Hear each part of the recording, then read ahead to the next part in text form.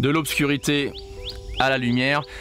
Est-ce que je suis un hindou? Est-ce que tu es un hindou ou une hindoue? Qu'est-ce que c'est que ce mot hindou et hindouisme? Et est-ce que c'est important?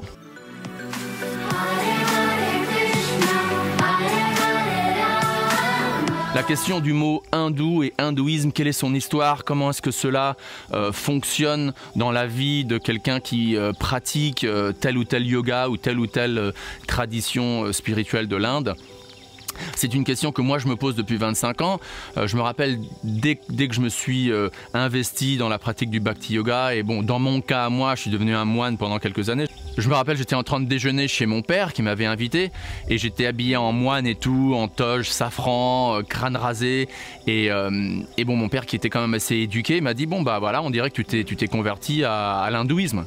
Et je lui ai dit bah non, pas du tout papa, moi je suis pas du tout un hindou, j'ai rien à voir avec l'hindouisme.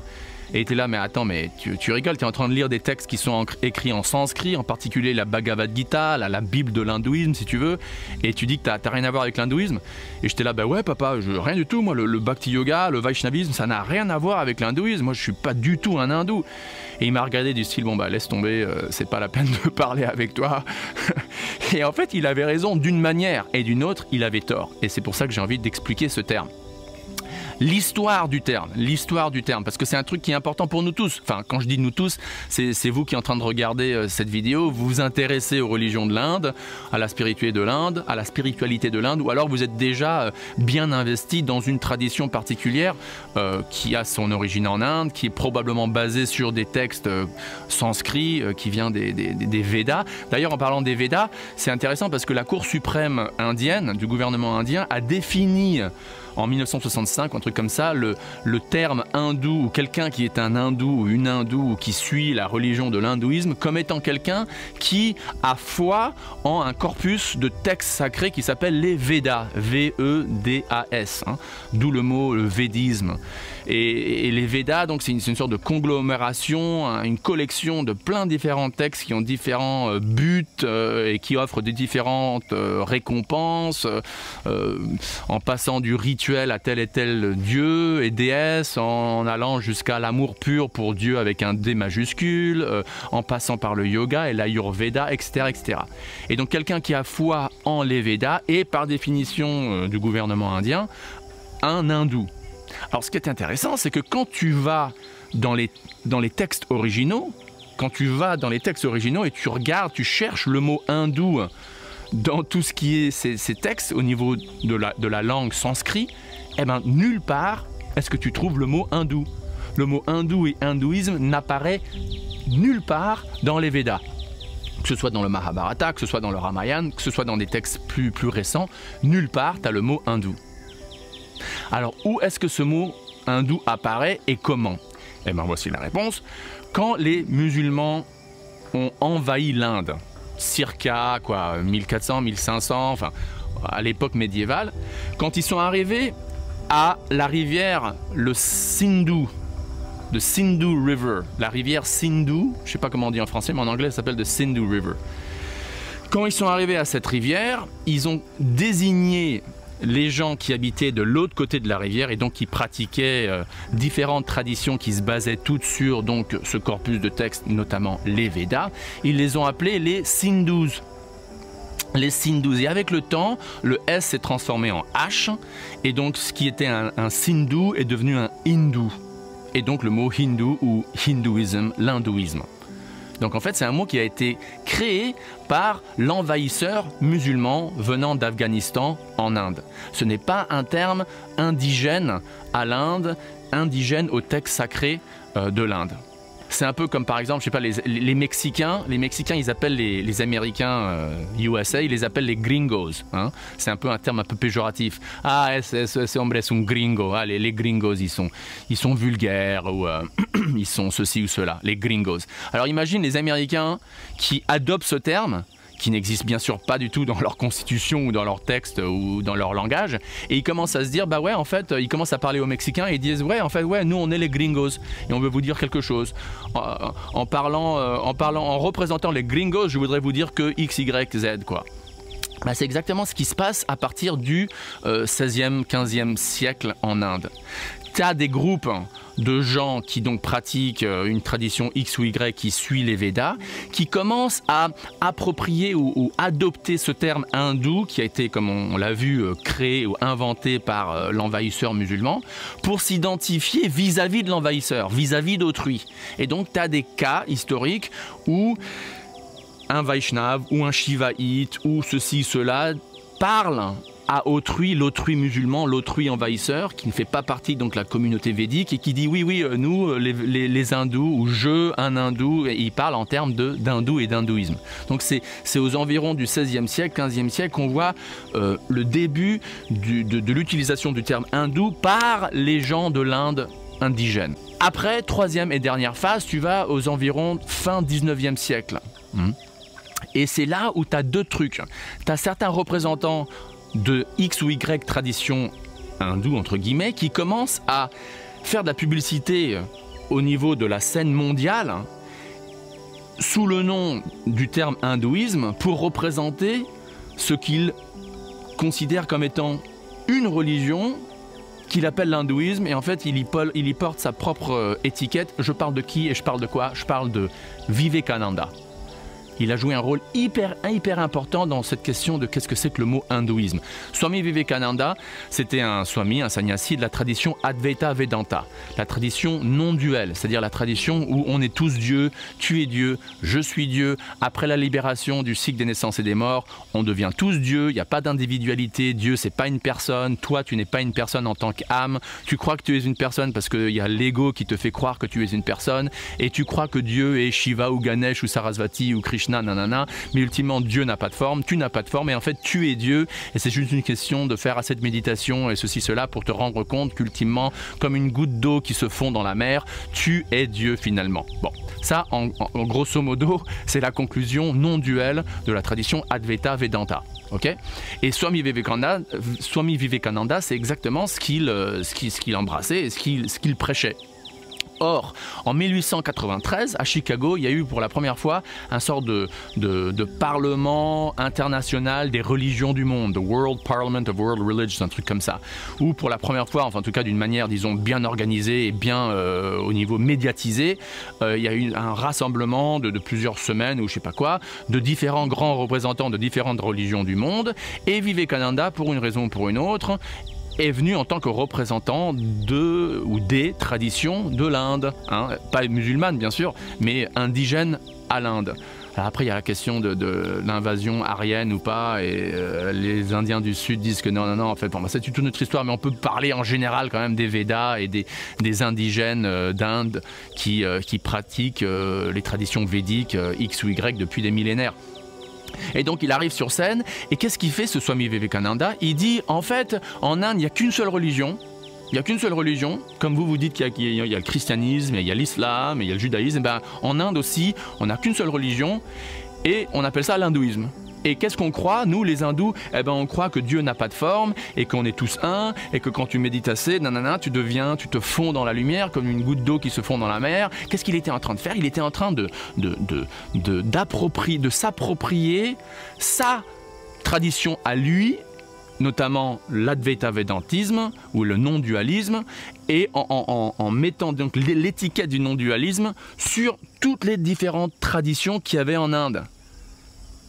Et donc du coup, tu as d'autres traditions qui se sont dit, ou des représentants d'autres traditions jusqu'à aujourd'hui qui disaient mais attends, mais tu rigoles.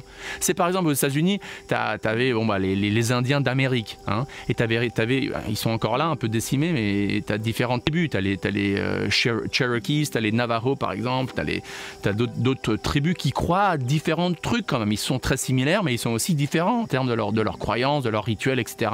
Donc imagine si tu as un membre de la tribu Cherokee, qui est une tribu quand même relativement petite comparée à d'autres tribus, qui arrive sur une scène internationale et qui dit qu'en fait, aux États-Unis, en Amérique du Nord, il n'y a qu'une seule tradition indigène d'Amérique du Nord, et on appelle ça, disons, le gringoïsme, ou alors non, on va pas confondre, mais on va utiliser les religions d'Amérique du Nord, et ce qu'on croit, et il commence à parler que des trucs Cherokee, spécifiquement Cherokee. Eh ben imagine les membres de la tribu Navajo qui sont encore en plus plus grands en nombre que les Cherokees se plaindraient et diraient mais attends mais oh tu rigoles là, tu es en train de dire que mais tu nous représentes pas, nous on a des croyances différentes que toi, tu nous représentes pas oh. Et bien de la même manière, Swami Vivekananda a mis de l'avant la tradition Advaita Vedanta sous le nom hindouisme. Donc du coup il a fait deux trucs, il a popularisé le terme hindouisme comme étant le terme qui définit la entre guillemets religion de l'Inde, chose qui était fausse, et en plus de ça il en a profité pour mettre de l'avant sa propre tradition, notamment l'Advaita Vedanta. Et c'est pour ça que pendant un siècle ou deux, jusqu'à il y a environ peut-être 30 ans, ça commence à se diversifier au niveau académique. Quand tu prenais un cours sur l'hindouisme, eh ben, on ne donnait constamment que de l'Advaita Vedanta. L'hindouisme, c'était l'Advaita Vedanta. Dieu n'a pas de forme, il y a un polythéisme qui ultimement se transforme en sorte de monisme non duel. Donc par exemple moi en tant que Bhakti Yogi, en tant que Vaishnav, je me rappelle il y a 20 ans quand je parlais à des gens qui étaient un peu éduqués et je leur disais mais non moi je suis monothéiste, je crois en un Dieu, notamment Vishnu ou Krishna. Ils me disaient mais attends mais l'hindouisme c'est polythéiste. Et je dis non l'Advaita Vedanta c'est polythéiste. Tu vois ce que je veux dire, il y a un conglomérat de différentes traditions hétérogènes qui ont vécu pendant des siècles et des millénaires coude à coude, sans trop de batailles d'ailleurs physiques comme les soufis et les sunnis, les sunnis et les chiites, les chiites, mais quand même avec des différences théologiques, tu vois. Donc voilà l'histoire du mot hindouisme à l'époque moderne, quoi, à l'époque moderne. C'est un mot qui a été inventé par des musulmans et qui a été approprié principalement par Vivekananda avec sa démarche politique ultra intelligente, entre guillemets, en 1893, et qui ensuite a été approprié ou embrassé par des académiciens du monde entier, des indologistes, qui donc depuis propagent cette notion qu'il n'y a qu'un seul, l'hindouisme c'est juste l'Advaita Vedanta et le mot hindouisme ça a toujours existé, etc. etc. Voilà. Donc, qu'est-ce que tu fais? Comme j'ai commencé, qu'est-ce que tu fais en tant que quelqu'un qui commence, disons, le Bhakti Yoga ou telle tradition indienne, y compris le yoga, ou qui est déjà ancré dans une tradition X ou Y, qu'est-ce que tu fais, quoi? Est-ce que tu dis au monde que tu es un ou une hindoue ou pas? Eh bien, ça dépend. Ça dépend des circonstances. Ça dépend des circonstances, exactement comme au XVIe siècle, tu vois des représentants ou des pratiquants de X ou Y tradition hindoue, entre guillemets, qui parlent en certains contextes en disant oui, on est hindou, et dans d'autres contextes en disant non, on n'a rien à voir avec l'hindouisme. Quand ils parlent aux musulmans, aux envahisseurs musulmans, ils disent ouais nous on est hindous, vous en faites pas, ouais c'est nous, ok, comme ça vous nous comprenez et tout. Et parmi eux ils disaient bah non, l'hindouisme c'est juste, c'est n'importe quoi, c'est une désignation qui veut rien dire. Donc aujourd'hui en 2020 on peut jouer les deux cartes. On peut jouer les deux cartes et il n'y a rien de malhonnête dedans, c'est absolument vrai quoi. Oui, d'un côté, nous sommes des hindous parce que la catégorie hindouisme est là. Et elle sera toujours là, surtout dans la sphère académique, qui a quand même de l'influence sur le reste du monde. Et donc, ce sort de parapluie catégorique du mot hindouisme sera toujours là, dans les universités et tout. Et qu'on le veuille ou pas, toutes les traditions, que ce soit le yoga, le shivaïsme, le vaishnavisme, le tantra, etc., seront toujours considérées comme étant des sous-branches ou des sous-catégories de la grosse catégorie qui s'appelle l'hindouisme. Mon père avait raison dans ce sens-là. Et donc, ça serait vraiment bête et mal vu de dire ouais non, j'ai rien à voir avec l'hindouisme. Je lis des textes en sanskrit ou je crois en différentes divinités de textes comme le Mahabharata ou le Ramayana et en fait j'ai rien à voir avec l'hindouisme. Non, pas du tout. En petite parenthèse au fait, je parlais des Cherokees et des Navajos. Historiquement, le fait est que les Vaishnavas ou les dévots de Krishna ou de Vishnu ont presque toujours été majoritaires. Et la preuve, c'est que les deux épopées principales de l'Inde, notamment le Ramayana et le Mahabharata, ont qui comme héros central? Vishnu ou un de ses avatars. Donc c'est ou Ramachandra dans le Ramayana, ou alors Krishna lui-même dans le Mahabharata. Alors, et ces deux épopées ont créé le plus de productions culturelles, artistiques, littéraires que n'importe quel autre texte dans l'histoire du sous-continent indien. Donc encore une fois, imagine un Navajo qui dit mais attends, on est majoritaire et là c'est quoi ce petit Cherokee qui est en train de parler là, hein, qui nous soi-disant qui nous représente avec des idées qui sont complètement différentes des nôtres. Bah, c'est exactement comme ça que les Vaishnavas se sentent vis-à-vis du mot hindouisme et vis-à-vis de l'appropriation du mot déjà qui est déjà inventé hindouisme par des représentants de la tradition Advaita Vedanta. Et donc la réticence, l'hésitation de s'appeler hindou pour différentes raisons. Premièrement, c'est un texte qui n'existe pas dans les textes védiques, donc pourquoi utiliser un mot qui n'existe pas dans les textes qui sont supposés être le fondement de notre croyance? Et deux, un mot qui a été approprié depuis 2 siècles par une tradition spécifique du parapluie de l'hindouisme, entre guillemets, qui n'a rien à voir théologiquement avec ce qu'on croit, quoi. Donc, d'un côté, oui, on est hindou, quelle que soit notre tradition, et deux, plus spécifiquement, on peut dire non. Et pour les dévots de Krishna et les dévotes de Krishna, on peut dire non, on n'a rien à voir avec l'hindouisme. Nous, notre seule identification, notre seule désignation qu'on croit être réelle et fondamentale et éternelle, c'est Jivera Sarup Roy Krishnera Nityada. Nous sommes pas notre corps, nous sommes des âmes éternelles et nous sommes des serviteurs éternels d'un Dieu suprême, d'une personne suprême, notamment Krishna. Ça, c'est notre swarup, notre fonction éternelle, notre sanatan dharma. La Bhagavad Gita dit Mamevamsho Jiva Loke Jiva Bhuta Sanatana, même chose avec le mot sanatan. Nous sommes des parties, nous faisons partie, nous sommes des parties intégrantes éternelles de la personne suprême Krishna ou Vishnu. Et ça, c'est une désignation qui n'est pas temporaire, qui n'est pas illusoire, qui se trouve dans les Védas, qui se trouve dans la Bhagavad Gita et qui, on croit, représente la réalité, la réalité quoi, la réalité. Donc faut être intelligent et savoir dans quel registre opérer selon quelles circonstances, et ultimement on peut dire que oui, on est hindou, mais en même temps non, on ne l'est pas quoi. Voilà, donc si vous avez aimé cette vidéo, je vous en prie, abonnez-vous, partagez-la, ça fait grandir la chaîne, ça fait grandir cette sagesse qui peut, je crois, aider le monde.